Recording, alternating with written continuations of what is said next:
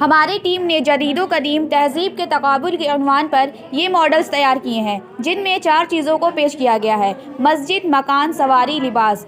ماضی میں اوروں کے خاطر جینا تھا، حال میں اپنا ہی حال بے حال ہے۔ ہم نے اس میں جدید و قدیم مسجدوں کو پیش کیا ہے۔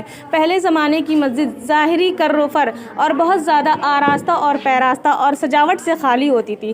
اسلام میں مسجد کی حیثیت ریڑھ کی ہڈی کی طرح ہے، جہاں سے مسلم آبادی کا اجتماعی نظام چلتا تھا، مگر اب ایسا نہ رہا۔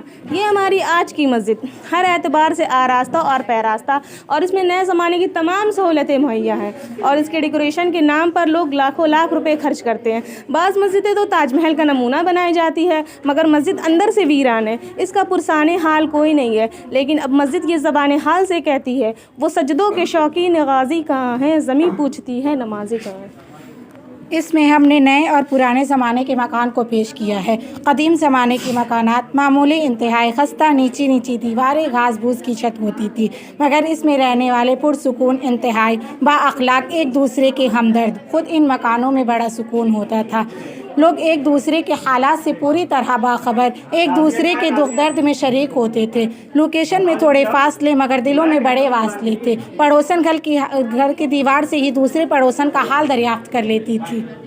اب اس مکان کو دیکھیے، یہ نئے زمانے کے مکان ہے۔ لوکیشن کے اعتبار سے اتنا قریب ہے کہ ہر پڑوسی دوسرے پڑوسی کے سر پر رہتا ہے، مگر اوپر کی فلیٹ میں کون رہتا ہے، کس مذہب کا ہے، کہاں کا ہے، یہی اسے خبر نہیں ہے۔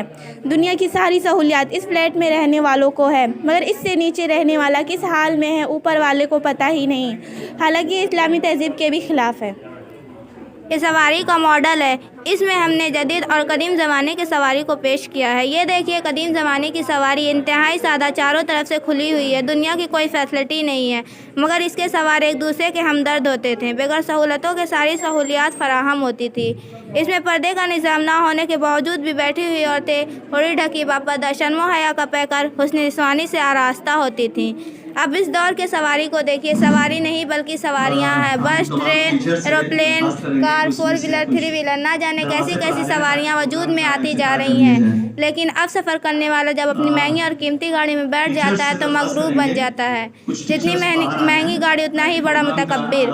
اگر روڈ پر کوئی گر گیا یا کوئی حادثہ ہو گیا تو پہلے کے لوگ جا کر اس کی ہیلپ کرتے تھے، لیکن نئے زمانے میں اس کی ہیلپ کرنے کی بجائے، اس کو اٹھانے کی بجائے سیلفی لیتے ہیں، ویڈیوز بناتے ہیں، وائرل کرتے ہیں۔ تو یہ فرق ہے قدیم تہذیب اور جدید تہذیب میں۔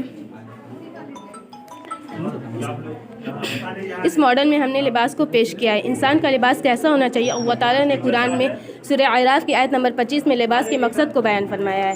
یا بنی آدم قد انزلنا علیکم لباسا یواری سوآتکم وریشا، اے آدم کی اولاد، میں نے تمہارے لیے لباس نازل کیا ہے جو تمہارے جسم کے ان حصے کو چھپا سکے جن کا کھولنا برا ہے، اور جو خوشنمائی کا ذریعہ ہے۔ یہ دیکھیں، یہ نیو زمانے کا لباس ہے۔ لباس تو بہت ہی قیمتی ہے، لیکن اس کے باوجود لباس کا مقصد حاصل نہیں ہو رہا ہے۔ لیکن آج کل کے زمانے میں طرح طرح کا فیشن چلنے لگا ہے۔